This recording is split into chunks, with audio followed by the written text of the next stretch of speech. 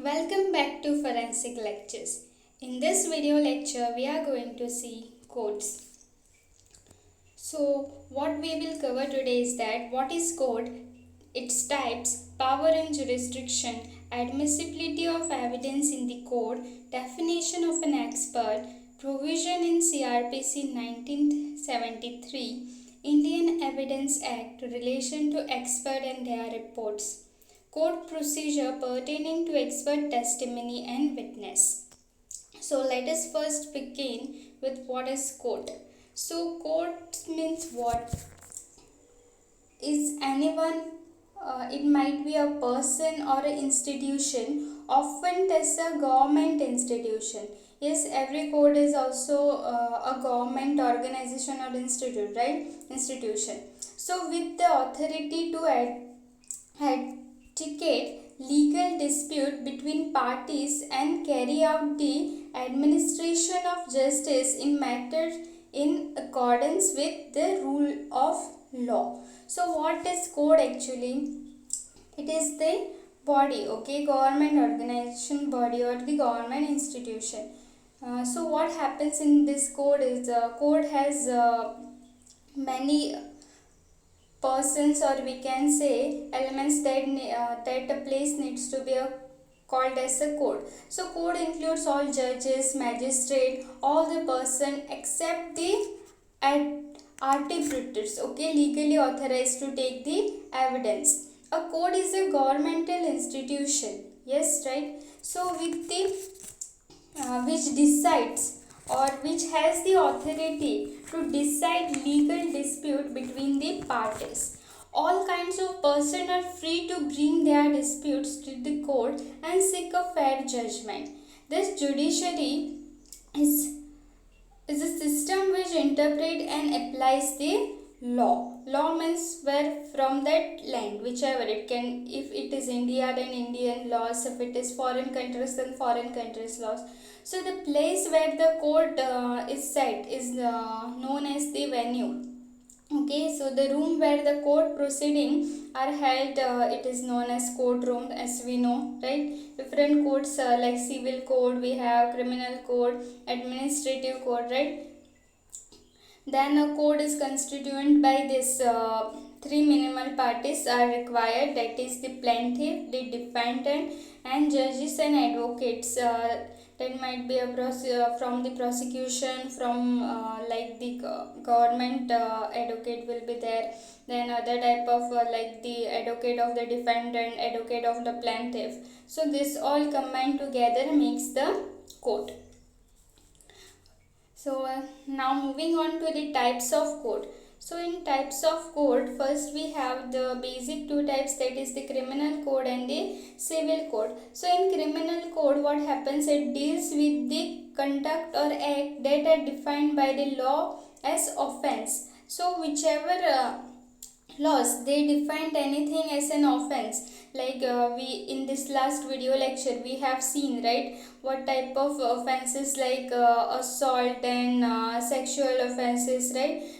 These offenses we have learned. Like example, also we have dowry, murder, harassing a woman, theft, etc. These are all no means they are all categorized in the offenses, right? Then coming to the civil codes, civil code it deals with the injury or harm to the rights of individual. Right means what we have, right to freedom, right to this basic rights in the constitution, right?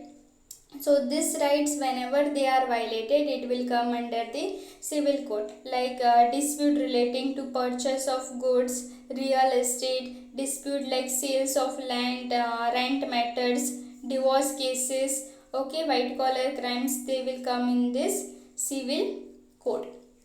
Then in India we have the hierarchy of the code, which is the highest code is the Supreme Court, then comes the High Court, then the District Court, and lastly the executive or the revenue courts, okay.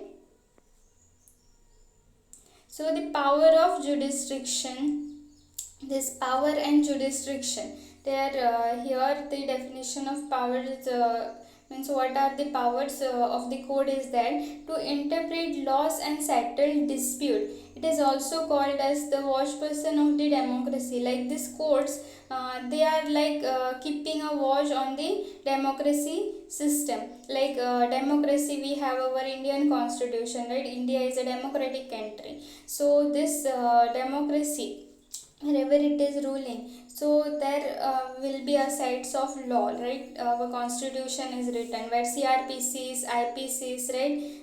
They are there. So in order, like no one violates this CRPCs or IPC, to keep a watch here, the court act as a watch person over that. So as a guardian of the constitution, it takes care of the justice, right? Justice is violated many a times, right? So keep that justice in its place. These courts are there. Then jurisdiction is what? Jurisdiction is an authority given to a legal body like a court.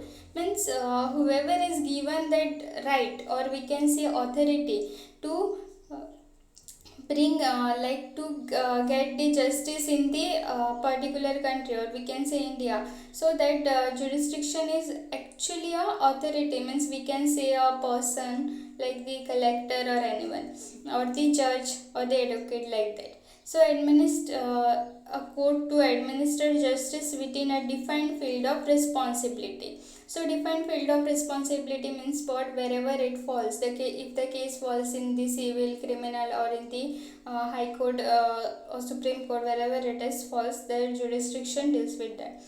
The authority of the court to hear and determine the case. In simple word, it is known as the authority of the court to hear and determine the case. Means we have sessions, right? The dates is given for court hearings. So this all thing is carried out in the court, and these are the power and jurisdiction of the court.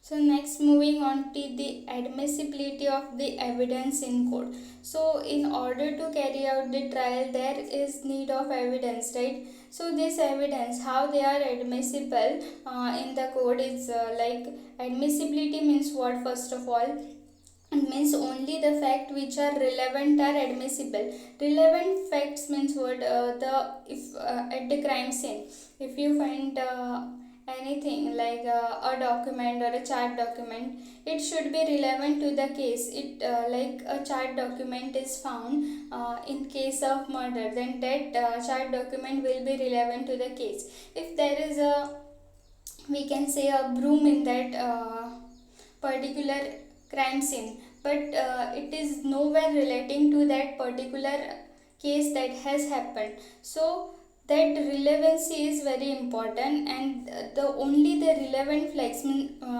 like the related facts which are there, they are only admissible in the court of law. So here is a section 136 of Evidence Act, Indian Evidence Act.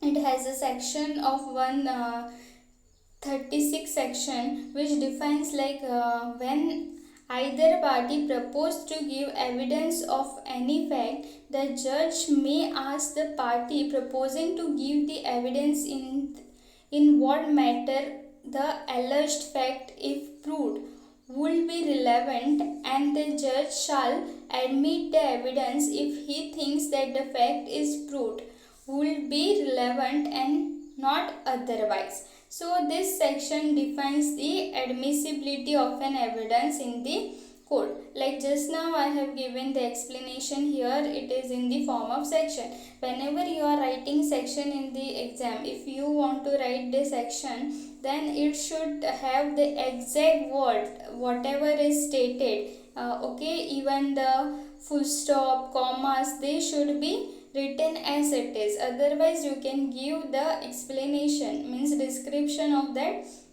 section in your own word. So if you are writing according to a section, then it should be written exactly as it is written in the IPCs or CRPCs. Okay. Then the definition of expert. So who is an expert? Yes, whoever might be there who is expertise. So expertise means what? That person should be skillful enough in that particular field. Like if you take the example of okay, let's take the example of game that is football. Like we have whom like Messi, Ronaldo, right? So they are expert in their field of football, means in that game. They know each and everything. They are very skillful person in that particular field. So if we take the example of science or anything like ballistic, then the person should be expertise in ballistic. He should know from tip to the top of this particular subjects. So here is a definition. Who is an expert? Expert is somebody who has a broad and deep understanding and competence in terms of knowledge, skill and experience in a particular field. Experts are called in for advice or on their respective subject, but they do not always agree on particular of the field of study. So expert means what? Who is skillful enough, they can give you advice. Like certain, if you say expert who is always a skillful person, it is not only limited to these skills, but an expert should be a person who should know how to present his report after analyzing in the court of law, and that should be understandable by the juries or the judges or to whoever you are proving your fact to. If you have all the skill and expertise or you have the experience in that particular field, like if a person who is there working in that particular field for 10 years and he has all the skills, but he fails to explain his points or he fails to prove his point to the judges or the juries, then he will not be considered a good expert, or we cannot consider him as an expert if he doesn't prove his fact to the person that even the common people can understand. Okay. Then next, the provisions in CRPC 1973. So what are these provisions that were made? Like the schedule of 1 of CRPC 1973, it clarifies whether an offence it is cognizable or non-cognizable, bailable and non-bailable, and which court has the jurisdiction to hear a particular offence. So there was provision made in this CRPC 1973. In this, all the offenses which are there, before that, like offenses were only offenses, but after that it was under two different categories, like we have civil and the criminal, right? Cases like that, there was certain things like if that is cognizable and non-cognizable, if the offense is bailable or non-bailable. Like we can, if we take the example, like if you are the offender for the first time, your offense might be bailable. If your offense is like you have carried out criminal act twice or thrice, that time your offense might not be bailable. Or if we can say a murder is non-bailable, then bailable crimes are like certain accidents or other, like theft, first time carrying out the theft, like that. Okay.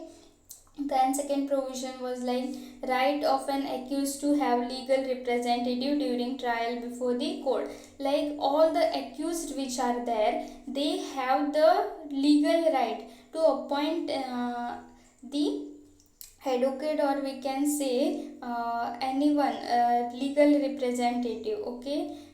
To considered, like in if we go to the court, we require advocates, right? Or the prosecution, right? To carry out our case. So here all the accused have the right, they have the legal right to have a legal representative, whatever his offense might be.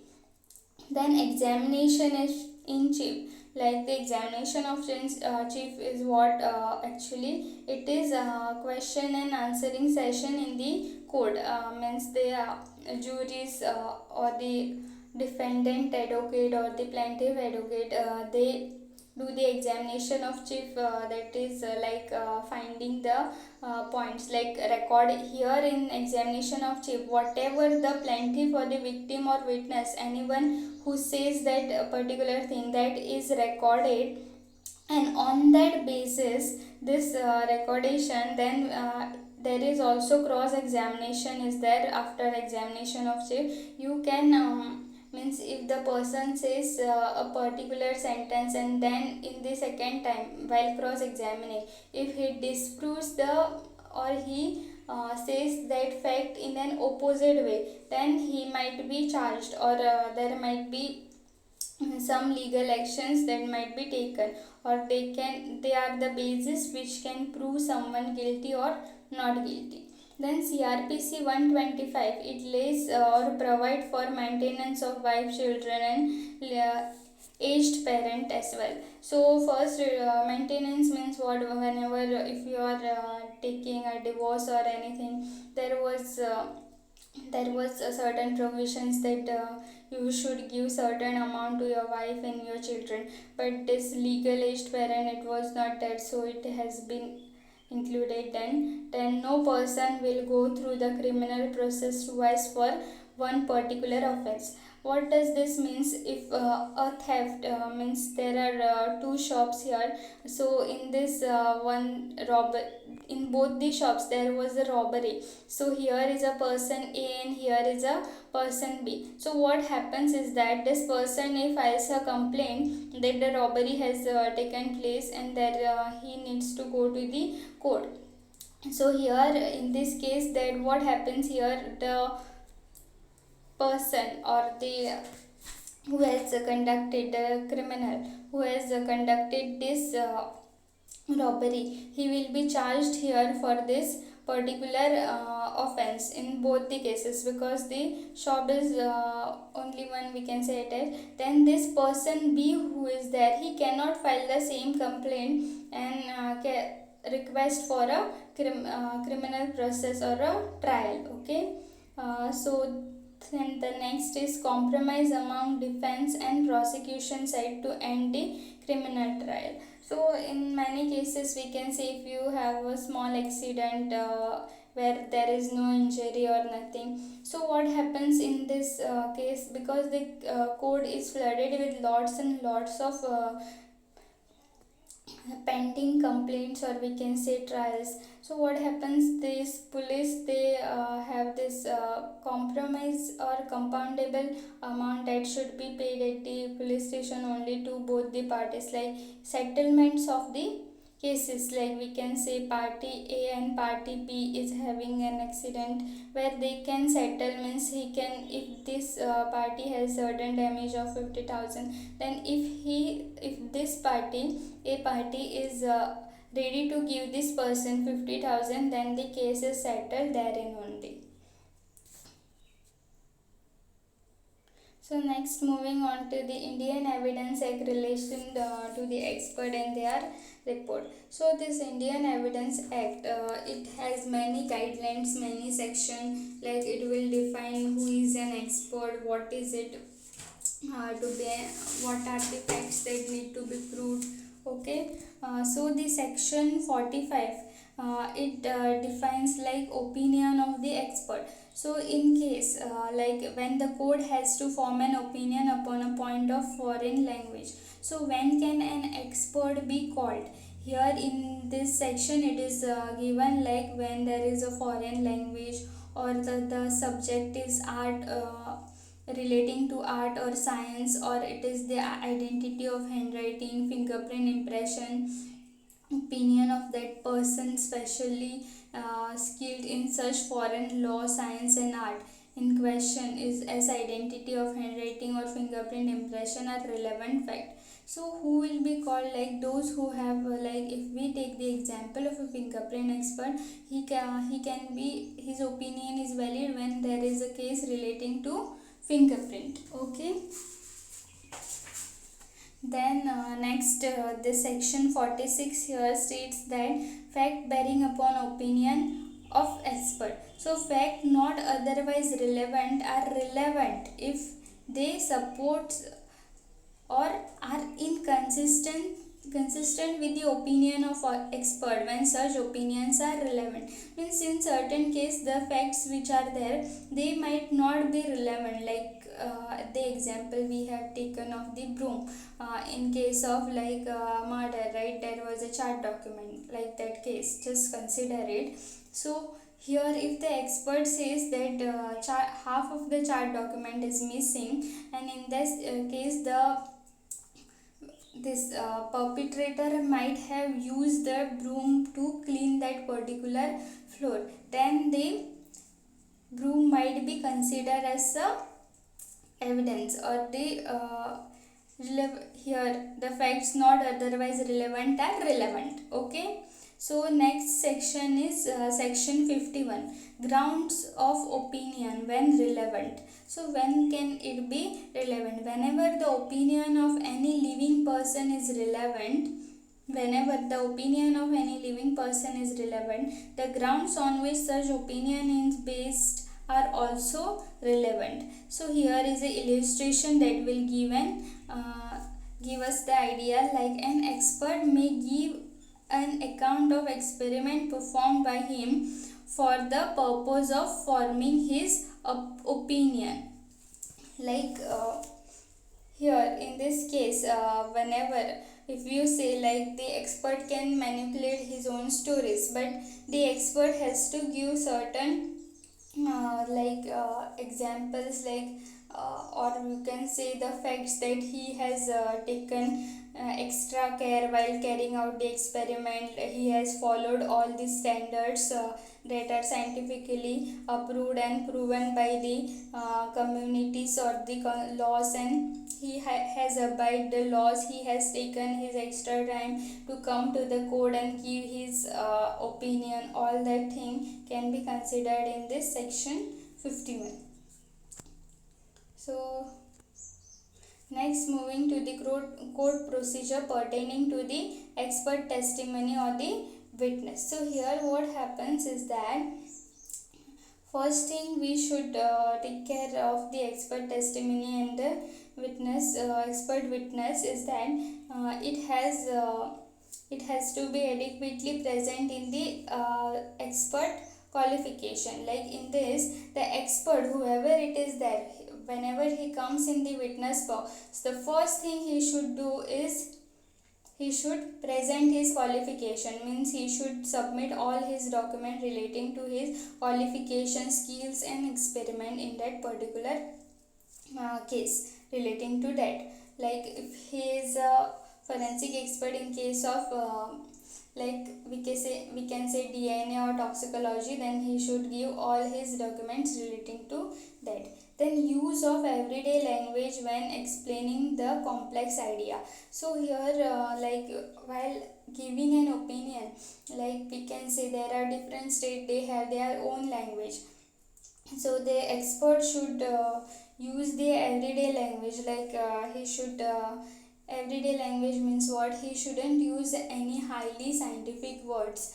Okay, the words that he uses should be understandable by public or the common people. Even the judge and the jurist, they are not from the science background, or we can say the whatever, like fingerprint background. So he should explain those things in like on the ground level, or we can say that are understandable by everyone, so that the judges can pass the further judgment. Then alleged testimony within the expert scope. Alleged testimony within the expert scope means what? If you are a fingerprint expert, you should give only the details or the expertise regarding the fingerprint expert. This we have discussed in the previous video lecture, right? The third one. If you want to see this, if you want to know about more details, then please refer that video. Then utilize demonstrative evidence to illustrate the testimony. Means here what, if your facts that are there, if whatever testimony you are giving or the report you are submitting, if you think that it cannot be explained on that particular document only, then you can use the demonstrative aids like charts or the videos, the audios, like if you want to explain about the skid marks in this in a particular case, so they might not be understandable on the basis of the formula, right? So you can use a video depicting how a skid mark is formed and how you have calculated, or other videos, audios, okay, like that. Then address any case creditability use up front, like in any case if you want to address the creditability, means what, certain times what happens is that the opposite party's advocate, he might question you on certain basis that you have proved the fact, because you don't, like for the expert, okay, that you have not used enough time or enough procedure. So here you should specify all your creditabilities in your report, like you have taken all the measures, you have followed the procedure, you have used your valuable time, like that, okay. Then all the scientific measures you have followed. And last thing is what, conclude the testimony by summarizing the case theory. So whichever report you are giving or the testimony, you should summarize the case theory, means you should know about the case, what was the case. So in last thing you can give is that because of particular thing that this and that might have happened, and this could be the possible reason for that. So that's all for quotes. Thank you. If you like my video lecture, please like, share and subscribe my channel. Thank you.